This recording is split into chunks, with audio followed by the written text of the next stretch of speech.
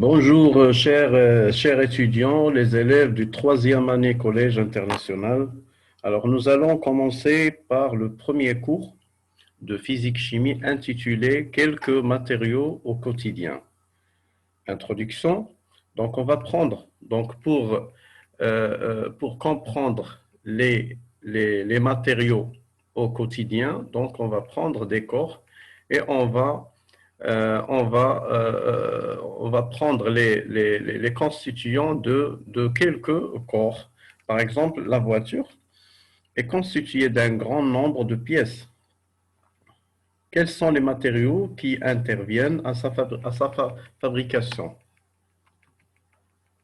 D'accord? On utilise dans nos foyers au laboratoire de nombreux objets fabriqués de matériaux aux propriétés variées. D'accord? Donc, voici ici des photos qui donnent les objets qu'on a fabriqués de matériaux, soit dans nos foyers ou bien dans le laboratoire. D'accord? Donc, les objets ici utilisés dans le laboratoire. D'accord? Donc, quelle différence entre objets et matériaux? Donc, quelle est la différence entre les objets et matériaux? D'accord? Donc, nous allons commencer par distinction entre objets et matériaux. Alors, prenons des objets utilisés dans notre vie quotidienne et on cherche à savoir le matériau qui les constitue. D'accord? Donc, on va prendre un bouteille, d'accord? Éprouvette graduée, chaise, téléphone. Alors, pour la bouteille, le matériel qui le constitue, il y a plusieurs matériaux qui constituent la bouteille. Il y a ici plastique, soit constitué par plastique ou bien verre, métal, aluminium ou alliage de métaux. L'éprouvette ici, de même variante pour les bouteilles, verre ou bien plastique. La chaise ici, plastique, métal, soit fer, soit inox, soit etc., soit bois, etc. Pour le téléphone, elle est constituée par le plastique, le verre, les métaux, soit cuivre, etc., les autres matériaux. D'accord? Alors ici, chaque objet, il y a plusieurs. Donc, soit il y a un matériau, ou bien plusieurs matériaux qui constituaient chaque objet. D'accord? Conclusion. Un objet est un être physique, possède une forme géométrique bien définie. D'accord? Un objet est un être physique, possède une forme géométrique bien définie. Cet objet construit est nommé pour remplir une fonction bien déterminée. L'objet peut constituer par un ou plusieurs matériaux, voire le tableau. Un matériau désigne toute matière utilisée pour construire un objet. Mais le contraire ne dit pas ça. D'accord? Donc, un matériau désigne toute matière utilisée pour construire un objet, mais on ne dit pas que un objet désigne toute matière utilisée pour construire un matériau. D'accord? Par exemple, fer, plastique, verre, aluminium. Donc, ce sont des matériaux. D'accord? Troisième paragraphe, les familles de matériaux. En se basant sur des critères et propriétés physiques et chimiques, les matériaux peuvent se classer en plusieurs familles et s'intéressent à trois familles. Donc, les trois principales familles de matériaux sont les métaux, le verre, la plastique. D'accord? Donc, trois principales familles de matériaux sont les métaux, le verre, la plastique. Alors, nous allons remarquer que on a plus des familles précédentes. On trouve parfois d'autres familles comme le céramique, organique, etc. Donc, c'est une remarque, mais pour le niveau de troisième année collège, on reste pour les trois principales familles de matériaux qu'on va utiliser, soit les métaux, soit le verre, soit la plastique. D'accord? Quelques propriétés des matériaux.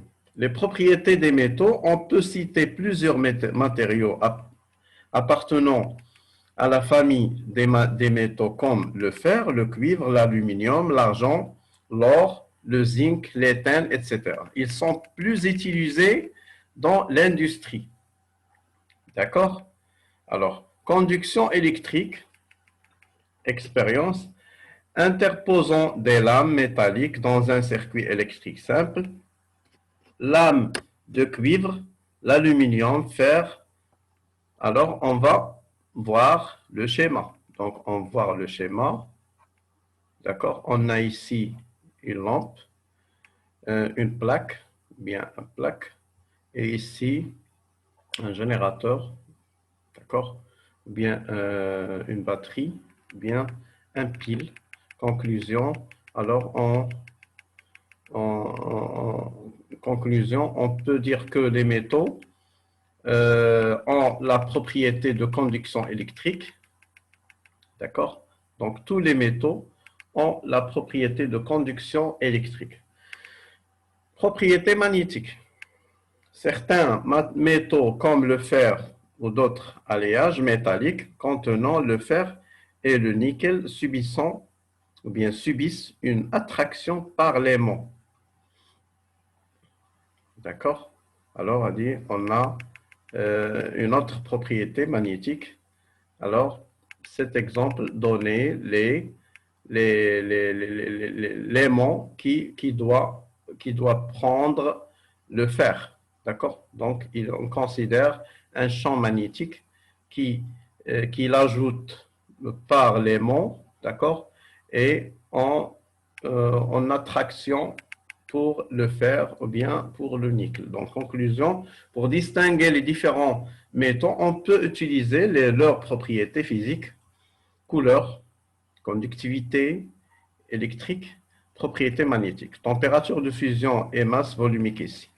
D'accord? Donc, pour distinguer les différents métaux, on peut utiliser les propriétés physiques, soit couleur, soit la conductivité électrique, soit les propriétés magnétiques, température, encore, de fusion, ou bien masse volumique. D'accord?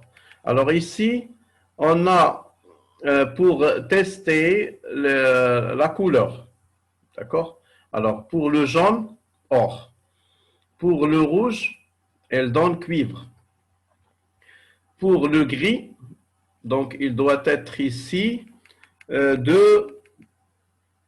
on va prendre un autre test des propriétés magnétiques, car la couleur gris soit donné le fer. Donc, si le test des propriétés magnétiques à l'aide d'un aimant attirer le fer, mais non attirer, donc il y a ici, on va déterminer les métaux par la masse volumique. D'accord? On va déterminer les autres matériaux, soit donner le couleur ou bien la couleur gris par la masse volumique. Donc, en comparant aux valeurs de différence. Si ρ est égal à 2,7 grammes par centimètre cube, donc elle donne le métaux aluminium. Si ρ égale 7,2 grammes par centimètre cube, elle donne le zinc. Si ρ égale 10,5 grammes par centimètre cube, donc doit être l'argent. Les métaux aussi sont imperméables, opaques, conducteurs thermiques, résistants au choc. D'accord? Donc, ce sont des propriétés aussi des métaux. Donc, soit imperméables, opaques, conducteurs thermiques, résiste au choc. Quelques propriétés du plastique maintenant. Donc, on va passer par le principe de famille plastique. Le plastique est un matériau artificiel. Artificiel, ça veut dire elle donne par l'industrie des hommes, d'accord, utilisé pour fabriquer des objets légers de différentes formes. Alors, utilisé pour fabriquer des objets légers de différentes formes. Identification de quelques types de plastique. Par le logo de recyclage, on peut distinguer le plastique utilisé pour l'emballage ou bien l'emballage, objet par le logo de recyclage. Ce logo orné de 3 flèches et un numéro. D'accord? Donc, ici, on donne le numéro 1, PET, et on a PS et on a PP. Alors, PET, le symbole, bien le numéro ici, 1. Pour le PP, 5. Pour les PS, soit le nombre 6. Alors, le logo, d'accord? Ici, PET, polyéthylène terephthalate. Donc, par exemple, bouteille transparente d'eau, de boisson gazeuse, de jus de fruits, d'huile de cuisine, l'emballage jetable, barquette alimentaire, sac de cuisine.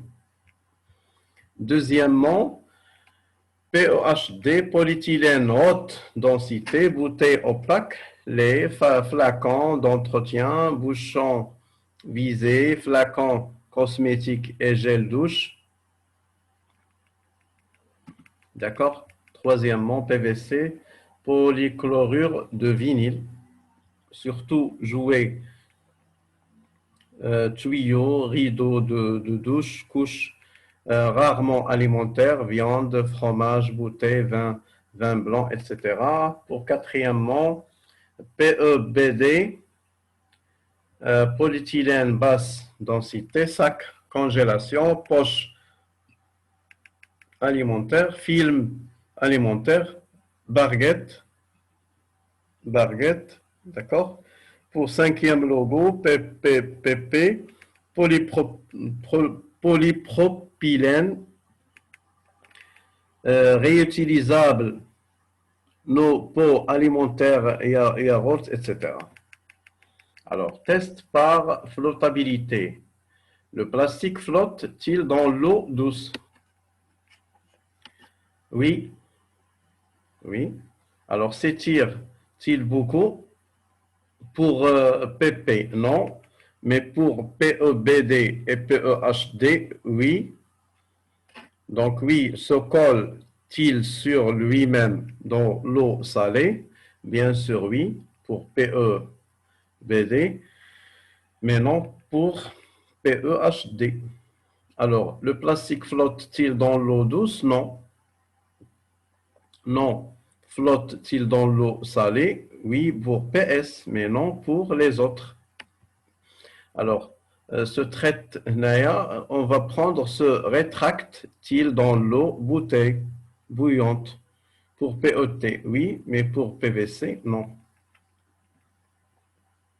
Donc finalement, on va classer les 3 principes de famille, métaux, verre, plastique. Pour les métaux conducteurs électriques et thermiques, d'accord? Résistants au choc, imperméables aux fluides, gaz et liquide, opaques, malléables.